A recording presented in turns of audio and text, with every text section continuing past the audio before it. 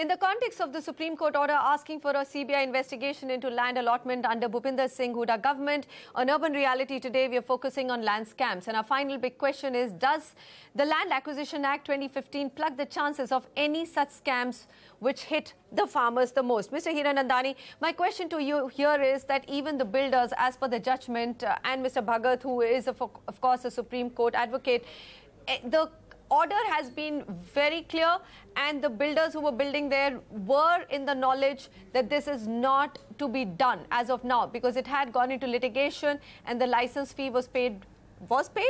The land acquisition proceedings have started. Thereafter, the sale purchase was banned. So you can't really, absolve them of all the guilt. But having said that, let's look at how do we stop such scams from happening in the future. Do you think this case will be a strong warning to the industry? I think so. I think, the question of transparency which has taken place in the last couple of years, right from the inception of the RTI Act, as well as the fact that the RERA regulations have come in, and the usual earlier things about Colgate and other decisions which took place at the level of the Supreme Court, I think has clarified very clearly that there can be no grey areas in terms of purchase of land. Earlier, it was quite usual for these irregular things or illegal things to continue, and people got away with it. I think the Supreme Court and the government are pretty clear that irrespective of what must have happened and who is going to suffer in the issues, the illegality of the acts will not be continued. If the developers were in cahoots with the government in terms of doing it, obviously we can't look at them with favor. But if tomorrow they are found, and this could be done by necessary action or inquiry, that they were really innocent in that part of it, then obviously, as you have seen in many decisions which have come both at the High Court and Supreme Court, that they are let go and let free because there's not enough evidence to prove that. So I'm not too very clear whether the builders themselves were in total connivance. But if they are, then I guess they are entitled. All right. You're saying that legal justice should take its course. Quite valid. All right, sir. Mr. Niranjan Sahu, I mean, I read your entire paper that you had written after the 2015 Act. All the hangama that we saw, where, mind you, it was Sumitra Mahajan, a BJP person, who headed the committee and brought in the social rehabilitation clause and made the consent clause, right? Yeah. After that, BJP cried foul when it came to power.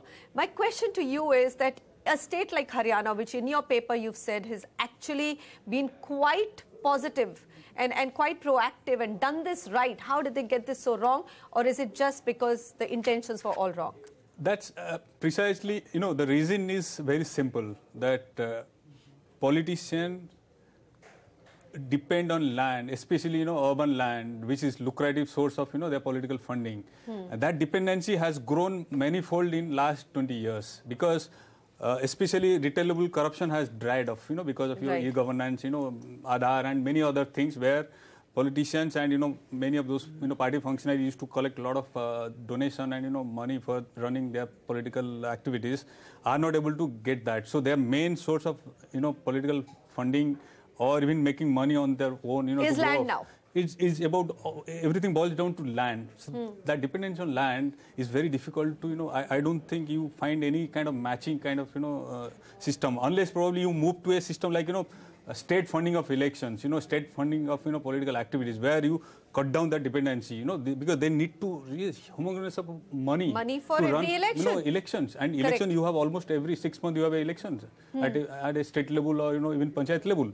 So where do they get? So obviously they will rig the system, they will do everything. So you're saying till you do not clean up election systemic, funding, you have to answer the systemic. There is enough and more room for land scams to happen. And real estate has become, a sort of cash cow. It actually become a political, it's caught in the political entire entire, I would say. They say, I mean, some of the real estate players say that we are literally like ATM machines. Yes.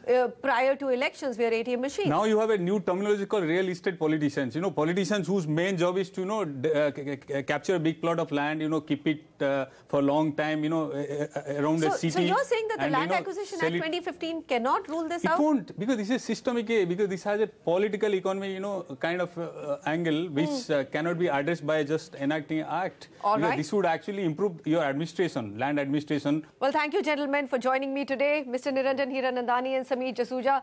Pleasure to have you gentlemen with me. What we can really conclude with is you can make as many laws as possible, but how do you stop corruption, especially when there is such a close nexus between land and politics and, of course, land being used to fund elections. Hopefully, in the Manesar case, as it goes into review in Supreme Court, there will be some more clarity and buyers will not become the sacrificial lambs. Thank you for joining me. Goodbye.